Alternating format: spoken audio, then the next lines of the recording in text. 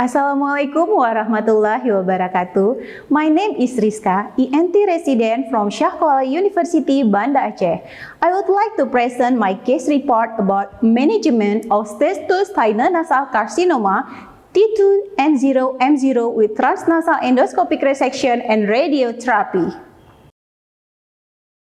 For introduction, sinonasal carcinoma is the second most common malignancy found in the head and neck after nasopharyngeal carcinoma. Diagnosed based on history, physical examination, CT scan examination, and histopathology were the gold standard for diagnosing this disease. Management of sinonasal squamous cell carcinoma case based on the 20 and 20 NCCN guideline. Malignancies identified at an early stage can be treated with surgical resection followed by extubation for T1 only or adjuvant radiation. In comparison to open surgery, endoscopic surgery is become more popular treatment of sinonasal squamous cell carcinoma in early stage and selected patients. Here is a case report. A 44-year-old man who came to ENT head and neck polyclinic at Zainal Abidin Hospital with nasal congestion for 6 months ago and get worse in the last 2 weeks ago, accompanied by intermittent bleeding from the left nose for the 6 months ago. He had smoking history for over 20 years, about 1 pack a day. In physical examination, nasal examination found a solitary dense mass in left nasal cavity, hyperemic, solid, and bleeding easily, accompanied by mucopurulent secretion. Throat examination within normal limit. The lymph nodes in the neck are not enlarged. The right cavity in normal limits. Paranasal sinus CT scan examination show a mass in the left posterior nasal cavity that extends to the left ethmoid sinus. Biopsy was performed on the left nasal cavity and obtained the histopathology result of squamous cell carcinoma. From history, physical examination, radiological examination, and histopathology, patient was diagnosed with stage 2 sinonasal carcinoma T2N0M0 and transnasal endoscopic resection was performed. The patient was under general anesthesia. The procedure began by access the nasal cavity using 0-degree endoscope to identify the mass down to its root. The mass was seen in the posterior part of the nose near the left nasal septum and resected with margin of 5 mm from the tumor margin to ensure a safe margin. Anterior ethmoidectomy is performed. Using ostium seeker, ethmoid bulla is opened and cleaned. A mass was seen in the left ethmoid area. Mass was removed with a G-curette and blade sleeve forceps. Evaluation of bleeding with normal saline, spooling, and suction. Follow-up 7 days after surgery, there is no complication, no sign of complication. Postoperatively, biopsy histopathology is squamous cell carcinoma. Patient is planned to receive adjuvant radiotherapy right away. He will be referred to hospital in Central Java because Zainal Abidin Hospital does not have radiotherapy facilities. Patient underwent radiotherapy 33 times fraction with a dose of 66 gray. After 2 months of radiotherapy, histopathology showed inflammatory process without malignancy. Physical examination and paranasal sinus CT scan within normal limits.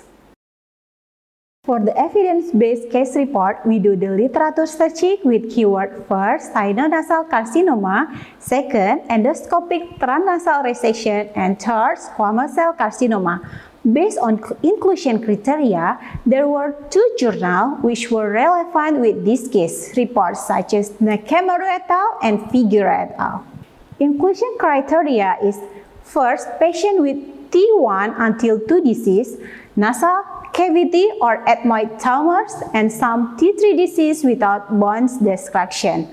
Transnasal endoscopic resection for sinonasal carcinoma, and exclusion criteria is in following structure: hair pellet, maxillary sinus, orbital floor, nasal bone, frontal sinus, soft pellet extension, cranial nerve extension, brain parenchymal extension, or involve the soft tissue of the face. First, Nakamaru et al. 20 and 20 said that indication for endoscopic endonasal surgery for patients with sinonasal squamous cell carcinoma were relatively limited disease, such as T1 and T2 disease, nasal cavity or ethmoid tumors, and some T3 disease without bone destruction of the sinus wall. Endoscopic resection is feasible for sinonasal squamous cell carcinoma and has similar oncologic outcome as a traditional. And second, Figura et al. 20 and 20 said that the local control and survival rate that obtained in patients treated for malignant tumor of the nasal cavity and paranasal sinus by endonasal endoscopic surgery was 73.33%. Here is a case, man 44 years old. This is relevant with the theory that men are more often to sinonasal squamous cell carcinoma than women. The patient has history of smoking since adolescence for over 20 years, around 1 pack cigarettes a day. Based on literature that smoking could be associated with an increased incidence of sinonasal cancer. The complaints experienced by the patient are nasal obstruction and epistaxis. Is in accordance with an early symptom of nasal cavity and paranasal sinus cancer, such as nasal obstruction, nasal discharge, epistaxis, facial pain are similar to those inflammatory conditions. CT scan show a mass in the left nasal cavity and left ethmoid sinus. Radiologic imaging is essential in nearly all patients suspect of having neoplasma of the nasal cavity or paranasal sinus. Based on literature, the important feature in assessment of sinonasal tumor are the extent of soft tissue and bone invasion, orbital and intracranial extension, and preneural invasion. Nasal tumor have been biopsied with biopsy histopathology result of well-differentiated squamous cell carcinoma. This is relevant with the theory that the most common histopathology result is squamous cell carcinoma, which is around 68 to 82% of cases. This case is stage 2 sinonasal squamous cell carcinoma patient with transnasal endoscopic resection. Endoscopic transnasal resection is an option with sinonasal squamous cell carcinoma where relatively limited disease such as T1 and T2 disease, nasal cavity and ethmoid tumors, and some T3 disease without bone destruction of the sinus wall. However, the treatment of choice for most sinonasal tract carcinoma is surgical resection with clear margins. In this patient, symptoms appear early and are detected sooner, allowing for the successful tumor resection. Based on literature, Ongren classification and imaginary plate is drawn. Suprastructure growth have a worse prognosis in those that are located below its infrastructure. In lesions that arise in infrastructure, symptoms generally appear early so that they are detected more quickly. So the tumor resection has satisfactory result. Whereas in the suprastructure, symptoms often appears at an advanced stage, making resection difficult because it extends to the inferior fossa, pterygomaxillary, orbital, and cranial base. This is stage 2 sinonasal carcinoma with treatment choice of tumor resection followed by radiotherapy.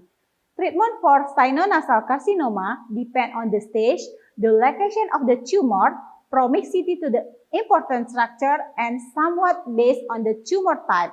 Based on 20 and 20 NCCN guideline management of newly diagnosed T1 and T2 sinonasal carcinoma, surgical resection can be selected followed by postoperative radiotherapy.